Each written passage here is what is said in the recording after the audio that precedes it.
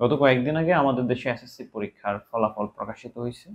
তো ওই ফলাফলে প্রায় 32% শিক্ষার্থী কৃতকার্য হয় নাই, মানে ফেল হয়েছে। তো অঙ্কের হিসেবে যদি আমরা দেখি যে 32% এটা একটা বড় অংশ যারা পাশ করে নাই। তো এটা একটা কনসার্নিং বিষয়। তো যদি প্রশ্ন করি যে এই 32% শিক্ষার্থী কেন পাশ করে নাই, তাদের পাশ না করার পেছনে কারণ কি, আমরা কারণ হিসেবে বলতে পারি হয়তো তারা ভালো শিক্ষার্থী না, বা পড়াশোনা করছে না, মানে মেধাবী না, এরকম বলতে পারি। তো এটা হবে একটা গোঁজামিল দেওয়ার মতো কারণ। কিন্তু মূল কারণ যদি আমরা খুঁজি তাহলে আরো কিছু ব্যাপার স্যাপার আসবে এখানে।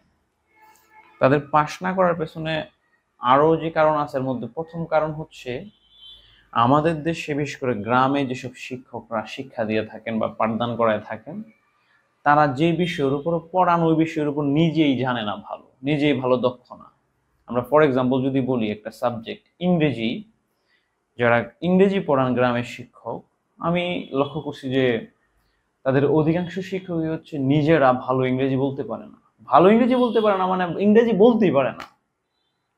আবার যতটুকু তারা পড়ায়, তারা গ্রামাটিক্যাল বিষয় টুকটাক পড়ায়, হচ্ছে টেন্স পড়ায়, সেন্টেন্স পড়ায়, পার্টস অফ স্পিচ পড়ায়, রাইট ফ্রম দ্য ভার্ব পড়ায়।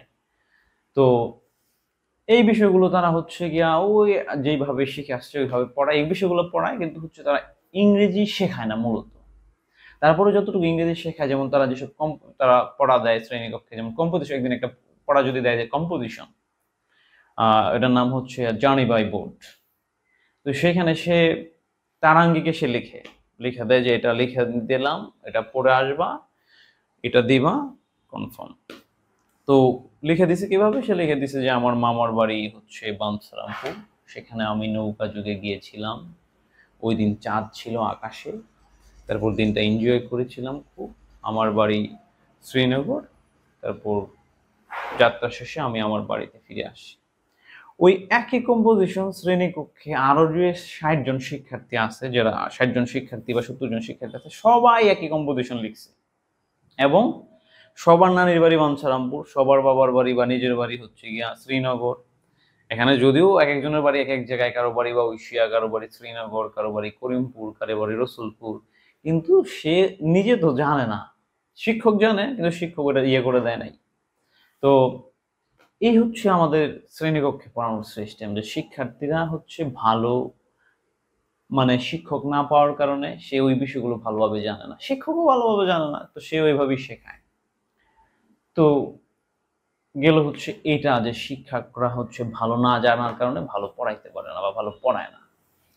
দ্বিতীয় কারণ হচ্ছে আমাদের দেশে শিক্ষকরা বিশেষ করে গণিত এবং ইংরেজি যারা পড়ায়, তারা চায় যে তাদের শিক্ষার্থীরা হচ্ছে তাদের কাছে আইসে পার্সোনালি প্রাইভেট পড়ুক টাকা দিয়া। শ্রেণীকক্ষে তারা ভালো পড়ায় না, শ্রেণীকক্ষে ভালো পড়ায় না বলতে শ্রেণীকক্ষে পড়াটা দেয় এমন মারপেজ দিয়ে পড়াটা দেয় যেন ওই শিক্ষার্থীরা আইসা তার কাছে প্রাইভেট পড়ে। তো এখানে যার অর্থনৈতিক সামর্থ্য ভালো থাকে না শিক্ষার্থীদের মধ্যে, সে তো আর প্রাইভেট আসতে পারে না, তো সে পিছায় পড়ে। তো এটা হচ্ছে 2 নম্বর বিষয়। আর 3 নম্বর বিষয় হচ্ছে, যেটা আমার মনে হয় সবচেয়ে গুরুত্বপূর্ণ এবং সবচেয়ে জটিল। গ্রামের শিক্ষকরা এবং শহরের শিক্ষক, অধিকাংশ ক্ষেত্রে এটা দেখা যায় যে শিক্ষকরা হচ্ছে যারা একটু ভালো পারে বা যারা সামনে বসে, যারা একটু কথা বেশি বলে, তাদের সাথেই সবসময় মানে হচ্ছে কথা বলে, তাদেরকেই প্রশ্ন করে, তাদের থেকেই প্রশ্ন নেয়, মানে তাদেরকেই নাম ধরে রাখে। তো এমনও শিক্ষার্থী থাকে প্রায় যে, এটা প্রায় 70 থেকে 60% শিক্ষার্থী যারা হচ্ছে, যাদের নামও শিক্ষকরা জানে না, নাম ধরে শিক্ষকরা ডাকে না, বা সে যে পিছনে বসছে, সে যে প্রতিদিন আইসা পিছনে বসতেছে চলে যাচ্ছে, কোনদিন শিক্ষকরা কেয়ারও করতেছে না। তো এইটা হচ্ছে শিক্ষকদের প্রধান সমস্যা, বিশেষ করে গ্রামের, যে শিক্ষকরা স্টুডেন্টদেরকে কেয়ার করে না, যারা দুর্বল হিসেবে তার দিকে একটু মানে পড়াটা জোরালো করার দরকার ছিল, তার দিকে ফোকাসটা বেশি দেওয়ার দরকার ছিল। যারা দুর্বল এর দিকে দূর বাদ দেয় রে, পড়লে পড়বো না বলেন নাই, আরেকবার আর বললাম আমার তো আর কি, যে কথা কয় এর লগেই কথা কম, মানে এরকম একটা সিচুয়েশন। তো এই 3টা কারণে হচ্ছে কি, আমি আমার যেটা মানে মনে হয় আরো অনেক ব্যাপার স্যাপার আছে, কিন্তু এই 2টা কারণ হচ্ছে কি আমাদের মানে প্রকাশ্য দেখা যায়, যে একটা হচ্ছে যে প্রাইভেট, আরেকটা হচ্ছে কি শিক্ষকরা গুরুত্ব দেয় না শিক্ষার্থীদেরকে, আরেকটা হচ্ছে অধিকাংশ শিক্ষক নিজেই ভালো ম্যানেজমেন্ট জানে না, ভালো ইংরেজি জানে না, বা গণিত জানলেও হয়তো সে কয়েকটা রুলসের মধ্যে জানে, আরেকটা রুলসে যে এই গণিতের ফলাফলটা সমাধান করে যায় সেই বিষয়টা জানে না। তো এইসব কারণে হচ্ছে গিয়ে শিক্ষার্থীরা দেখা গেছে যে ভালো ফলাফল করবে কোথা থেকে, শিখেই না। তো আমরা যদি এই বিষয়গুলোর একটু ফোকাস দিই, যারা শিক্ষক বা যারা হচ্ছে আমরা মানে প্রতিষ্ঠানের প্রধান আছে, আমরা যদি এই বিষয়গুলো একটু শিক্ষকদেরকে বা যারা পড়ায় তাদের দিকে একটু মনোযোগ দিই, বা যারা হচ্ছে দায়িত্বশীল আছে, আমরা যদি এই বিষয়গুলো ফোকাস দিই, তাহলে হচ্ছে এই প্রবলেমগুলো সলভ করা সম্ভব।